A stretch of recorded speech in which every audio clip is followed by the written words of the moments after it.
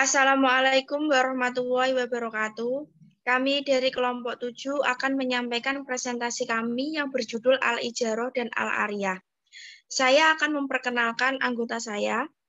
Yang pertama, Nur Aini dengan NIM akhir 088 sebagai presentator ke-1. Yang kedua, Putri Silvi Yuniarti dengan NIM akhir 089 sebagai presentator ketiga. Dan terakhir, saya sendiri, Auliana Salsabila, dengan NIM akhir 090 sebagai moderator dan presentator kedua. Baik, langsung saja untuk presentator pertama, kepadanya saya persilakan.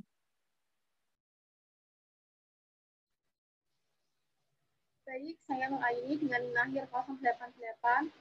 Saya di sini sebagai presentator pertama. Baik, langsung saja. Pengertian ijarah. Menurut Said Sabik dalam Fiqih Sunnah, al-ijarah berasal dari kata al-aju atau upah yang berarti al-iwat atau ganti kompensasi. Menurut pengertian syarah, ijarah berarti akad pemindahan hak guna dari barang atau jasa yang diikuti dengan pembayaran upah atau biaya sewa tanpa disertai dengan pemindahan hak milik. Ada dua jenis ijarah dalam hukum Islam. Yang pertama adalah ijarah yang berhubungan dengan sewa jasa, yaitu memperkerjakan jasa seseorang dengan upah sebagai imbalan jasa yang disewa. Yang kedua adalah ijarah yang berhubungan dengan sewa aset atau properti, yaitu memindahkan hak untuk memakai dari aset tertentu kepada orang lain dengan imbalan biaya sewa.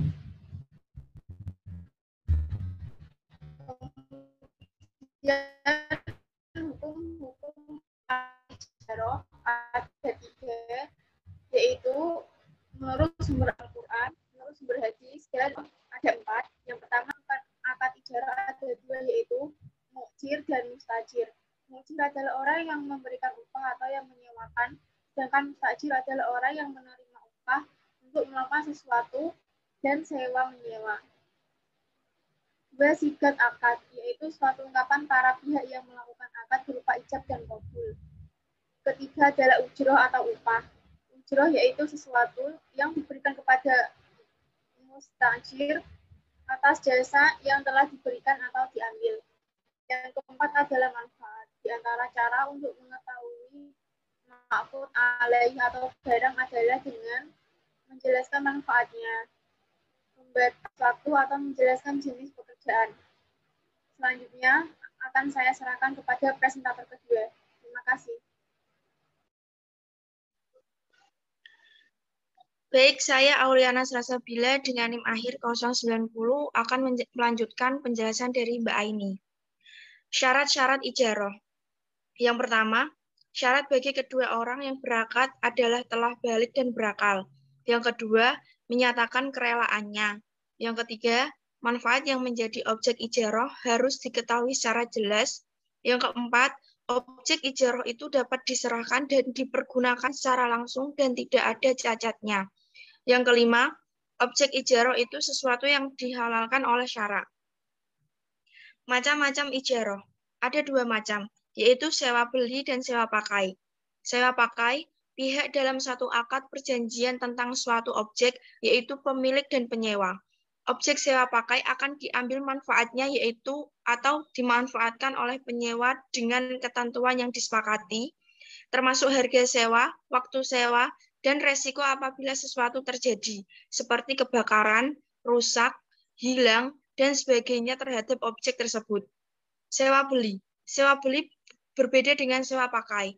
Pada sewa beli, hak kepemilikan barang beralih kepada penyewa beli jika harga barang tersebut telah dibayar lunas. Pada perjanjian sewa beli ini, terdapat upaya memberikan jaminan pada kreditur karena sewa beli ini memungkinkan penyewa beli membayar sewa sebagian demi sebagian, sehingga hak barang tersebut masih tertahan pada penjual. Pada materi kedua yaitu al-ariyah. Pengertian al-ariyah. Al-ariyah adalah meminjamkan sesuatu benda kepada orang lain untuk diambil manfaat atas benda tersebut, dengan ketentuan dikembalikan setelah selesai digunakan kepada pemiliknya, dan saat pengembalian benda tersebut harus dalam keadaan utuh sesuai dengan awal peminjaman.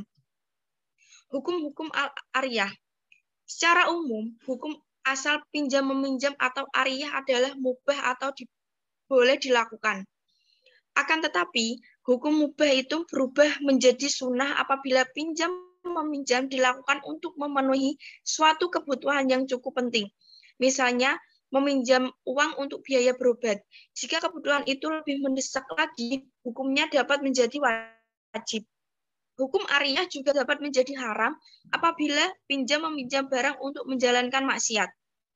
Baik, akan dilanjutkan oleh rekan saya. Kepadanya saya persilakan.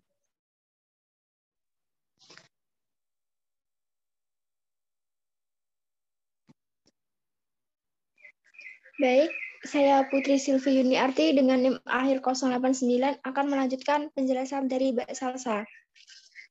Syarat al-ariyah, yaitu pertama, mu'ir, berakal sehat. Dengan demikian, orang gila dan anak kecil yang tidak dapat meminjamkan barang. 2. Pemegangan barang oleh pinjaman al-ariyah adalah transaksi dalam bentuk kebaikan yang dianggap sah. Memegang barang adalah pinjaman. Yang ketiga, barang atau musta'ar dapat dimanfaatkan tanah merusak zatnya. Jika musta'ar tidak dapat dimanfaatkan, maka akad tidak sah. Kemudian, rukun al-ariyah. Yang pertama, adanya mu'ir atau orang yang meminjami benda tersebut. Kedua, adanya musta'ir atau orang yang meminjam benda tersebut. Ketiga, adanya musta'ar atau barang yang akan dipinjam. Keempat, adanya sigot atau ijab kabul. Kemudian, macam-macam al-ariyah. Macam-macam al-ariyah ada dua, yaitu ariyah muqayyadah dan ariyah mutlaqah. Ariyah muqayyadah yaitu bentuk pinjam-meminjam barang yang bersifat terikat dengan batasan tertentu. Ariyah mutlaqah yaitu bentuk pinjam-meminjam barang yang bersifat tidak dibatasi. Secara umum, hukum asal pinjam-meminjam atau ariyah adalah mubah atau boleh dilakukan. Akan tetapi, hukum mubah itu berubah menjadi sunnah apabila pinjam-meminjam dilakukan untuk memenuhi suatu kebutuhan yang cukup penting. Misalnya, meminjam untuk biaya berobat, jika kebutuhan itu lebih mendesak lagi, hukumnya dapat menjadi wajib. Hukum ariyah juga dapat menjadi haram apabila pinjam barang untuk menjalankan maksiat. Kemudian perbedaan al-ijarah dan al-ariyah.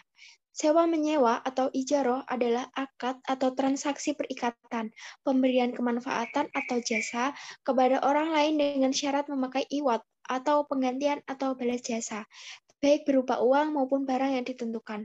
Para ulama menentukan rukun al-ijarah sebagai berikut. Ulama Hanafiyah mengatakan bahwa rukun al-ijarah hanya ijab dan kabul, sedangkan jumhur ulama mengatakan bahwa rukun al-ijarah adalah al-aqid atau orang yang mengadakan transaksi sewa-menyewa, adanya imbalan, manfaat, dan ijab kabul. Sekian presentasi dari saya dan teman saya, kemudian kembalikan ke moderator. Baik, sekian dari kelompok kami. Kalau ada salah kata, mohon dimaafkan. Wassalamualaikum warahmatullahi wabarakatuh.